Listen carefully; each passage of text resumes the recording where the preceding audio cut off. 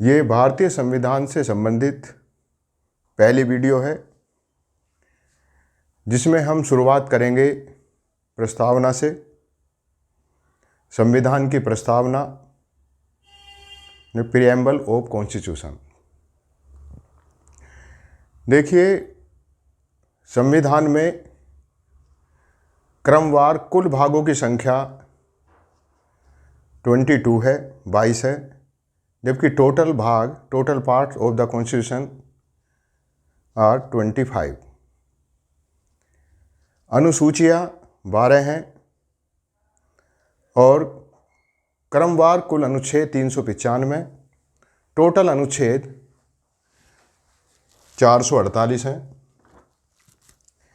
देखिए, प्रस्तावना संविधान का भाग होते हुए भी उसे कोई भाग संख्या नहीं दी गई है, परंतु संविधान में प्रस्तावना का बहुत महत्व है।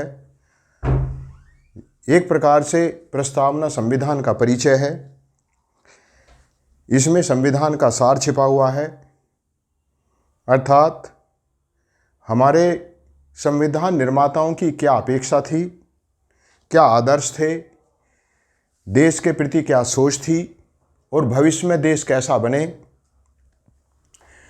वो उनके सारे दर्शन, उनके सारे विचार, उनकी सारी सोच इसी प्रस्तावना में छिपी हुई हैं। इसलिए कहा भी गया है कि प्रस्तावना संविधान का आईना होती है, संविधान का दर्पण होती है। देखिए, संविधान, भारतीय संविधान के 4 मूल तत्व हैं। नंबर 1, संविधान का अधिकार क्षेत्र। संविधान को पावर कहाँ से मिली है? संविधान को पावर मिली है भारत के लोगों से। ना तो किसी दूसरे देश से पावर मिली है, ना ही किसी धर्म से पावर ली है। उसे सारी पावर कहाँ से मिली है? भारत के लोगों से, भारतवर्ष के संपूर्ण लोगों से। किसी प्रकार के भेदभाव नहीं। भारत की धरती पर रहने वाले, भारत के वो सभी निवासी, अर्थात भारत के लोग हमारे इस संविधान का पावर हैं, हमारे संविधान को शक्ति देते हैं। दूसरा, भारत की प्रकृति, कि भारत की प्रकृति क्या है। भारत एक संप्रभु देश है, सॉवरेन कंट्री है। ये किसी भी दूसरे देश का ना तो डोमिनियन है, ना ही किसी दूसरे देश से दिशा निर्देश लेता है। पूर्णतः स्वतंत्र, अपनी इच्छाओं का मालिक। दूसरा, समाजवादी। समाजवादी का मतलब है देश के संसाधनों पर सभी लोगों का समान अधिकार है। हैसियत के अनुसार संसाधनों पर अधिकार नहीं है। राजा हो या रंक, अमीर हो या गरीब, देश के संसाधनों पर सबका बराबर अधिकार है, अर्थात उन तक पहुंचने का सबका बराबर हक है। उसे हम कहते हैं समाजवाद। दूसरा, पंथ निरपेक्ष। देखिए, पंथ निरपेक्ष ये भी एक सकारात्मक शब्द है, अर्थात सभी पंथों का, जिन्हें हम धर्म के रूप में भी ले लेते हैं, सभी पंथों का राज्य की नज़रों में समान सम्मान है। कोई राज्य की नज़रों में कोई पंथ ना छोटा है और ना ही कोई बड़ा है। पंथ निरपेक्ष। दूसरा, लोकतांत्रिक। देखिए, भारत का शासन देश की जनता चलाती है और जनता द्वारा चुनी गई सरकार चलाती है, इसलिए भारत का शासन लोकतांत्रिक है। गणतांत्रिक राज्य व्यवस्था है। गणतांत्रिक राज्य व्यवस्था जो हमारा राज्य प्रमुख होता है, क्योंकि हमारे प्रेसिडेंट हैं अर्थात राष्ट्रपति हैं, वे वंशानुगत नहीं होते। जैसे कि ब्रिटेन के अंदर वहाँ राजशाही है, जापान में राजशाही है, वहाँ राष्ट्रपति की जगह वहाँ का राजा होता है, परंतु वो वंशानुगत होता है, क्योंकि राजा का वंशजी, जो वर्तमान राजा है उसका वंशजी बैठेगा और कोई नहीं। परंतु हमारे यहाँ राष्ट्रपति का हर 5 वर्ष में चुनाव होता है, इसलिए हमारी गणतंत्रात्मक व्यवस्था है। संविधान का उद्देश्य क्या है, संविधान का गोल क्या है, उसका लक्ष्य क्या है? संविधान का उद्देश्य है न्याय, स्वतंत्रता, समता और बंधुत्व। 4 मैं इन्हें मूल मंत्र मानता हूं। इनके बगैर लोकतंत्र भी अपना महत्व खो देगा।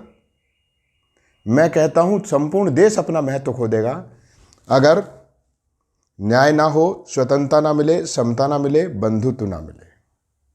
ये 4 बेहद जरूरी हैं। आता है संविधान की प्रभावी तिथि 26 नवंबर 1949। हालांकि पूर्ण रूप से संविधान लागू हुआ था 26 जनवरी 1950 में, पर अधिकांश संविधान के अधिकांश अनुच्छेद 26 नवंबर 1949 को ही लागू कर दिए गए थे। देखिए, मोटा मोटा मैंने बता दिया। मैं इनको फिर इन सभी चीज़ों को, जितने उद्देश्य हैं, मूल तत्व हैं, इनको मैं फिर से डिटेल से समझा देता हूँ। देखिए, संप्रभु का मतलब मैं बता चुका हूँ कि भारत पर शासन भारत के लोग करते हैं और अन्य कोई देश हमारे पर अपना कोई अधिकार नहीं रखता, ना ही कोई प्रभाव रखता है। हम बेशक राष्ट्रमंडल के मेंबर्स हैं और राष्ट्रमंडल का प्रमुख ब्रिटेन का राजा होता है, ब्रिटेन का सम्राट होता है, परंतु हमारी वहाँ हैसियत कम नहीं है। हमारे देश के राज प्रमुख की हैसियत ब्रिटेन के राजा के ही समान है। दूसरा और है कि हम राष्ट्रमंडल से कभी भी बाहर निकल सकते हैं। ऐसी कोई बाध्यता नहीं है कि हम उसमें शामिल रहेंगे ही। इसलिए भारत किसी भी अन्य देश का डोमिनियन नहीं है, अपने में संप्रभु है। दूसरा क्या आता है इसमें? समाजवादी। मैंने बताया था कि देश के संसाधनों पर सभी का बराबर हक है। जाति के आधार पर, धर्म के आधार पर, अमीरी गरीबी के आधार पर, किसी भी आधार पर देश के संसाधनों पर सभी व्यक्तियों की पहुंच बराबर है। उनके बीच कोई भेदभाव किसी भी आधार पर नहीं होगा। यही है हमारी समाजवादी व्यवस्था, समाजवाद है हमारा यहाँ। और समाजवाद भी लोकतंत्रात्मक समाजवाद है। केवल ये समाजवाद लोकतंत्रात्मक समाजवाद है हमारा, मतलब ये नहीं है कि हम जो इस तरह की गरीबों की पहुंच संसाधनों तक पहुंचाएंगे तो हम न्यायिक प्रणाली के द्वारा पहुंचाएंगे, कानूनों के द्वारा पहुंचाएंगे। हम जबरन समानता लाएंगे नहीं। जैसे क्या होता है, कुछ व्यवस्थाएं ऐसी होती हैं कि जबरन जो है अमीर आदमियों का धन लिया और गरीब आदमी में वितरित कर दिया। ऐसा नहीं है।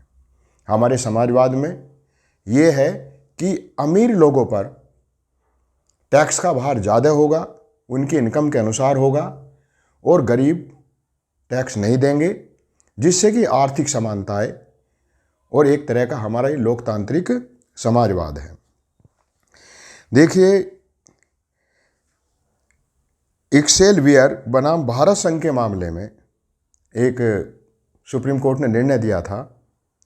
एक्सेलवियर बनाम भारत संघ, इसमें सर्वोच्च न्यायालय ने कहा था कि भारत का जो समाजवाद है वो एक अलग तरीके का समाजवाद है, जिसमें सामाजिक न्याय केवल इसी सीमा तक अपनाया जा सकता है जिससे निजी क्षेत्र को हानि ना पहुंचे।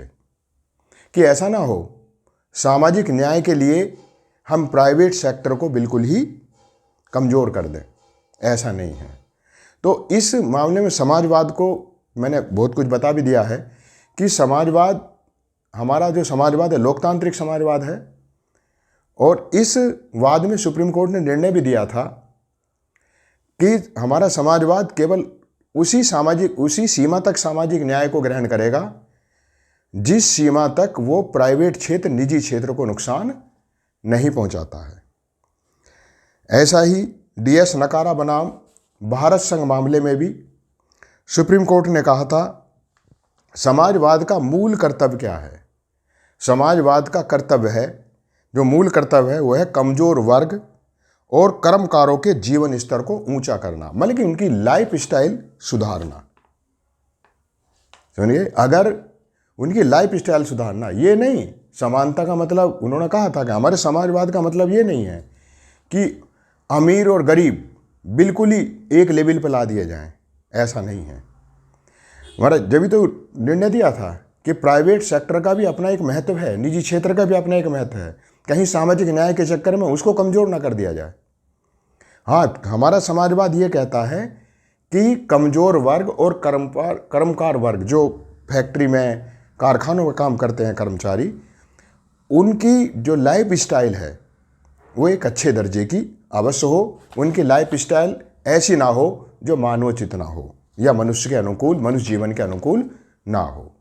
तो इन दोनों निर्णय में सुप्रीम कोर्ट ने अपना निर्णय दिया और बताया कि हमारा समाजवाद सामाजिक न्याय है, ना कि हम अमीरों से धन छीनकर गरीबों में वितरित करें। अब आता है, देखिए, समाजवादी शब्द, हालांकि मैं आपको बता दूं हमारी प्रस्तावना में समाजवाद का बेशक अक्षर से उल्लेख ना किया गया हो 42वें संविधान संशोधन से पहले, परंतु सामाजिक न्याय, आर्थिक न्याय, उन सब में कहीं ना कहीं समाजवाद था ही। परंतु 42वें संविधान संशोधन 1976 के द्वारा समाजवाद शब्द का प्रयोग किया गया और समाजवाद शब्द को मतलब यह है कि स्पष्ट रूप से संविधान के अंदर रखा गया। अब इसके बाद आता है पंथ निरपेक्षता। देखिए, पंथ निरपेक्षता शब्द भी हमारे संविधान की प्रस्तावना में 42वें संविधान संशोधन के द्वारा ही जोड़ा गया।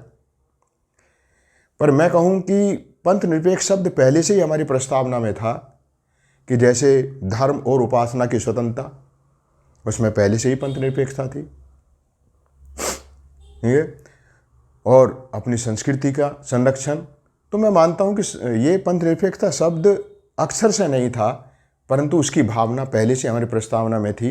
परंतु 42वें संविधान संशोधन के द्वारा पंथ निरपेक्ष शब्द को भी हमारी प्रस्तावना में स्थान दिया गया।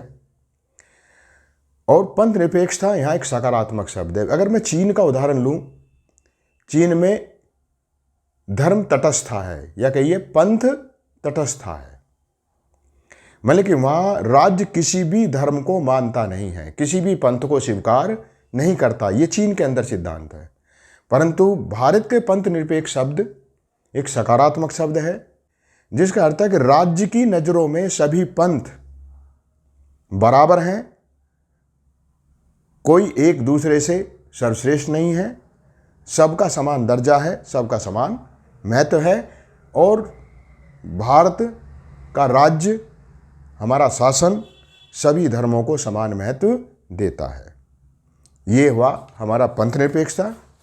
उसके बाद अरुण राय बनाम भारत संघ में उच्चतम न्यायालय ने कहा था कि पंथ निरपेक्षता एक सकारात्मक अर्थ है, सभी धर्मों को समान रूप से स्वीकार करता है, और उसके साथ साथ ये शब्द ये भी शिक्षा देता है कि भारत के लोग एक दूसरे के पंथ अर्थात धर्म का सम्मान करें, एक दूसरे के प्रति आदर रखें, अर्थात राष्ट्रीय एकता को बढ़ावा देने के लिए एक प्रकार से हमारी प्रस्तावना में पंथ निरपेक्ष शब्द जोड़ा गया। राष्ट्रीय कौमी एकता को बढ़ाने के लिए ये शब्द जोड़ा गया। पहले भी थी इनकी भावना, परंतु 42वें संविधान संशोधन के द्वारा इसे स्पष्टता जोड़ा गया। इसके बाद है लोकतंत्रात्मक। इसका अर्थ है कि भारत की सरकार की शक्ति का स्रोत भारत के लोग हैं, और भारत के लोगों द्वारा चुनी गई सरकार ही भारत पर शासन चलाएगी। ये अवश्य है कि हमारे यहाँ जो लोकतंत्र है वो अप्रत्यक्ष लोकतंत्र है, क्योंकि भारत पर जो शासन है भारत द्वारा चुने गए प्रतिनिधि विधायिका में बैठकर कानून बनाकर उन कानूनों को लागू कर कर शासन चलाते हैं। एक तरह से वो भारत की जनता के प्रति जवाबदेह होते हैं। तो हमारे यहाँ जो लोकतंत्र है, और दूसरी बात, लोकतंत्र में केवल हमारे यहाँ राजनीतिक लोकतंत्र ही नहीं है, जैसा कि बाबा साहब ने भी कहा है कि भारत के लोकतंत्र में सामाजिक और आर्थिक लोकतंत्र भी आता है। उन्होंने कहा था कि बिना सामाजिक और आर्थिक लोकतंत्र के हम भारत के लोकतंत्र को मजबूत बना ही नहीं सकते। सामाजिक, देखिए सामाजिक लोकतंत्र का मतलब क्या है? सामाजिक लोकतंत्र का मतलब यह है कि धर्म और जाति के आधार पर, अगड़े और पिछड़े के आधार पर किसी भी व्यक्ति को राजनीति में भाग लेने से नहीं रोका जाएगा।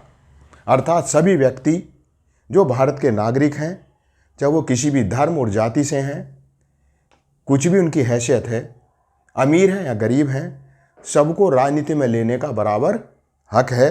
अर्थात आर्थिक लोकतंत्र भी है हमारे यहाँ। अर्थव्यवस्था आर्थिक अमीर गरीब के आधार पर भी हम, कि कैसे, जैसे अंग्रेज़ों ने क्या किया था 1946 में जब संविधान सभा का चुनाव हुआ था, और उससे पहले भी 1937 में भी चुनाव हुए थे, तो अंग्रेज़ों ने यह कह दिया था कि जो इतना इतना टैक्स देते हैं वही लोग चुनाव में खड़े होंगे, वही लोग वोट देंगे। इसका मतलब वहाँ क्या देखी गई? वहाँ आर्थिक हैसियत देखी थी, आर्थिक लोकतंत्र नहीं था वहाँ पर। तो इसलिए क्या था कि स्वतंत्र भारत के अंदर प्रस्तावना में जो लोकतंत्र है वो राजनीतिक भी है, सामाजिक भी है और आर्थिक भी है। इन तीनों के बगैर लोकतंत्र मजबूत नहीं हो सकता। तो हमारा लोकतंत्र इस तरह का है। अब आता है अखंडता शब्द। अखंडता शब्द भी 42वें संविधान संशोधन के द्वारा हमारी प्रस्तावना में जोड़ा गया था। और अखंडता शब्द का उद्देश्य ये था कि भारत एक अखंड है। बेशक ये कई राज्यों में विभाजित है, परंतु विनाशी राज्यों का अविनाशी संघ है। अर्थात देश की सीमा के अंदर जितने राज्य हैं उनकी सीमाओं में तो परिवर्तन होता रहेगा, राज्य बनते रहेंगे, बिगड़ते रहेंगे देश के अंदर, परंतु संपूर्ण राष्ट्र जिस रूप में है वो ज्यों का त्यों रहेगा। उसमें वृद्धि हो सकती है, कमी नहीं हो सकती। इसलिए भारत एक अखंड देश है। ये अलगाववादी शक्तियों को हतोत्साहित करने के लिए अखंडता शब्द का स्पष्ट उल्लेख किया गया था। ये भी 42वें संविधान संशोधन के द्वारा जोड़ा गया। बंधुत्व, पूरे देश में एकल नागरिकता लागू की गई। हालांकि थोड़ा अनुच्छेद 370 जब था उस आधार पर थोड़ी जम्मू कश्मीर की विशेष स्थिति थी, परंतु 370 के समाप्त होने के बाद तो संपूर्ण देश के नागरिक एकल नागरिकता में हैं और उनके बीच कोई भेदभाव नहीं है। सबसे आशा की जाती है सभी एक दूसरे के बंधु हैं और जैसे एक परिवार के सदस्य हैं, और सबके लिए एकल नागरिकता का प्रावधान है और यहाँ से ही बंधुत्व की भावना उत्पन्न होती है। एक और बात है कि बंधुत्व की भावना, व्यक्ति की गरिमा का विशेष ध्यान रखा गया है। देखिए, बंधुत्व की भावना तभी समाप्त होती है जब हम एक दूसरे की गरिमा का ध्यान नहीं रखते हैं। जैसे कि पहला था कि जात पात के आधार पर अस्पृश्यता थी, असमानता थी, छोट बड़ाई की भावना थी, तो वहाँ लिंग के आधार पर भेदभाव था पुरुष और महिला के बीच में, तो वहाँ व्यक्ति की गरिमा का उल्लंघन होता था, जहाँ बंधुत्व की भावना समाप्त हो जाती थी। और बंधुत्व की भावना एक बार अगर समाप्त हो जाए तो देश की एकता अखंडता पर उसका प्रतिकूल प्रभाव पड़ता है और जो अखंडता शब्द है वो बेमानी हो जाएगा। इसके बाद स्वतंत्रता। देखिए, भारत के लोगों को बिना किसी रोक टोक के स्वतंत्रता, मैं आपको बताऊं, हमारे जो मूल अधिकार हैं, फंडामेंटल राइट है, अनुच्छेद 19 है, उसमें स्वतंत्रताएं दी गई हैं और स्वतंत्रता हर तरह की दी गई है। धार्मिक स्वतंत्रता, राजनीतिक स्वतंत्रता, धर्म और उपासना की स्वतंत्रता, तो हर प्रकार की स्वतंत्रता दी गई है। व्यवसाय करने की स्वतंत्रता, अपनी पार्टी बनाने की स्वतंत्रता, अपने मत का प्रचार करने की स्वतंत्रता। बेशक है उन पर कुछ जो है एप्रोप्रिएट रेस्ट्रिक्शन लगाए गए हैं, मतलब कि एक तरह से जो है युक्त जो उन पर निर्बंधन लगाए गए हैं, युक्त निर्बंधन लगाए गए हैं उन पर। उसका मतलब यही है कि देश पर प्रतिकूल, देश की एकता अखंडता पर, देश की एकता पर कोई प्रतिकूल प्रभाव ना पड़े, इसलिए है। परंतु स्वतंत्रता सभी लोगों को है, समान रूप से है, किसी के साथ भेदभाव नहीं है, सब समान रूप से स्वतंत्रता का उपभोग करेंगे। तो समता, ये भी बात चर्चा हो गई है, किसी प्रकार का भेदभाव नहीं है, ना लिंग के आधार पर, ना भाषा के आधार पर, ना क्षेत्र विशेष के आधार पर। तो ये है हमारी प्रस्तावना के जो मैंने आपको बताए मूल तत्व, और इन मूल तत्व के पीछे यही दर्शन है। बात एक और आती है कि जैसे कि अभी चर्चा होती रहती है कि भाई प्रस्तावना का महत्व क्या है, वो हमारे संविधान का भाग संज्ञा। अब तो खैर हम बताएं, केशवानंद भारतीयवाद में कह दिया गया कि प्रस्तावना संविधान का भाग है और ये इसका बड़ा महत्व है, क्योंकि प्रस्तावना से ही हमें पता पड़ता है कि जिन संविधानविदों ने हमारा संविधान बनाया था उनका दर्शन क्या था, वो कैसा भारत चाहते थे। वो स्वतंत्रता आंदोलन में उन्होंने भाग लिया था, उन्होंने हर कठिनाई झेली थी, तो वे कैसे भारत की कल्पना सजे हुए थे और उसी कल्पना में ही उन्होंने, उस कल्पना को सजोकर ही उन्होंने युद्ध लड़ा था। और जब संविधान सभा में वो समवेत हुए तो उन्होंने एक ऐसे भारत की कल्पना की होगी जो दुनिया में विश्वगुरु कहलाए। तो प्रस्तावना में जो दर्शन है उनका, वो निश्चित है बड़ा ही महत्वपूर्ण होगा। तो एक तरह से क्या है कि प्रस्तावना का संविधान के दृष्टिकोण से बहुत महत्व है। सुप्रीम कोर्ट ने भी कहा है कि जहाँ कहीं कोई भाषा किसी अनुच्छेद में संदिग्ध लगती है तो हमें जो है प्रस्तावना में जाकर पढ़ना पड़ता है, देखना पड़ता है कि भाई संविधान चाहता क्या है, क्योंकि वहीं पर ही हमारे संविधानविदों की सोच है, संविधानविदों का दर्शन है और संविधानविदों की भारत के प्रति एक कल्पना है कैसा आदर्श भारत बने। इसलिए प्रस्तावना का हमारे संविधान में बहुत महत्व है। आगे हम अगले वीडियो में चर्चा करेंगे कि प्रस्तावना संविधान का भाग होना चाहिए या नहीं, इसके बारे में पूछेंगे। धन्यवाद।